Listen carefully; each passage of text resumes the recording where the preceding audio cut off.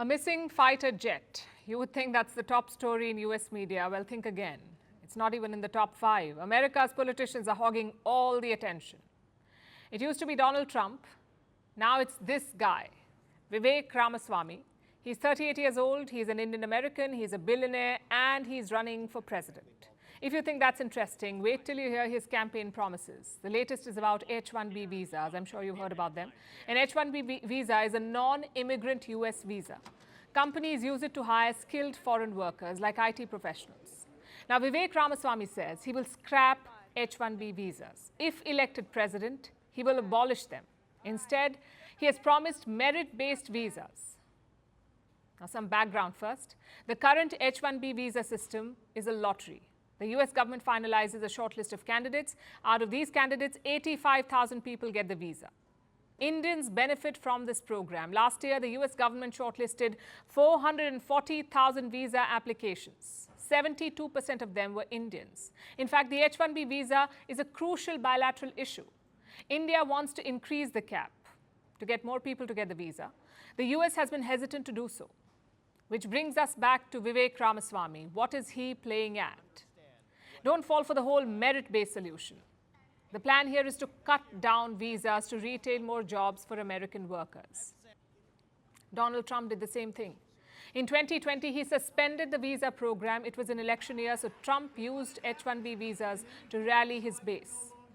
Vivek Ramaswamy is doing the same. He's also a Republican leader. Many commentators call him Trump without the rough edges, basically a well-spoken Trump. Both men have a lot in common, in fact. For example, their words rarely match their actions. Let me explain that. Before turning to politics, Vivek Ramaswamy was a businessman. He founded a pharma company called Roivant Sciences. He was on its board until this year. Now, this company had no problem with the H-1B visa. They used it 29 times between 2018 and 2023. Vivek Ramaswamy was on the board of the company when this happened. So why did he allow it? Vivek, the politician, calls the H-1B visa indentured servitude. Vivek, the businessman, loved it. What explains this? This U-turn, and that too within a matter of months.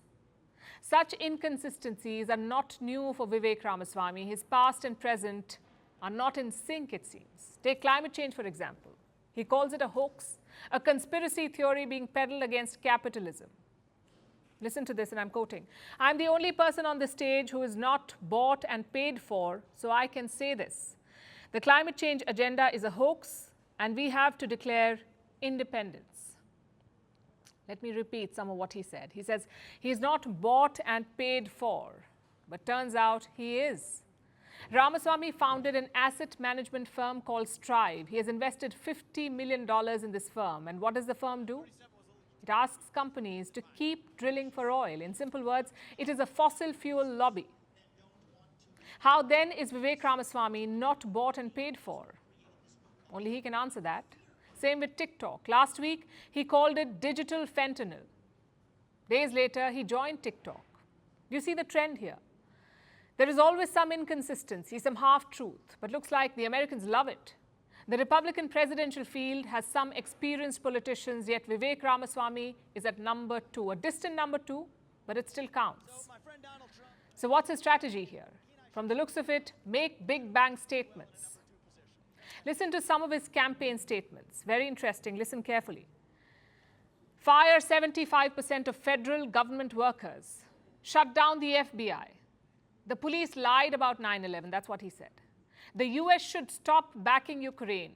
The military should be deployed at the Mexico border. And the US should eventually stop defending Taiwan. These are not logical positions, but do they attract eyeballs? Yes, they do. Are they practical? Absolutely not. If so many Americans trust Vivek Ramaswamy after all of this, clearly something is wrong, something in their political system. But that's for the Americans to figure out. His latest comments, though, should trigger eyebrows here in India, too. Many Indians had cheered Vivek Ramaswamy's campaign. They thought it would somehow benefit India. Well, clearly not. Ramaswamy wants to cancel the H-1B visa program that is not beneficial from any angle for India. So the lesson is quite clear. You can be proud of Indian origin leaders. Their journeys show how industrious Indians can be, how we can achieve great things wherever we live. But don't get your hopes up, because at the end of the day, Vivek Ramaswamy is an American, just like Kamala Harris is an American, and like Rishi Sunak is a Briton.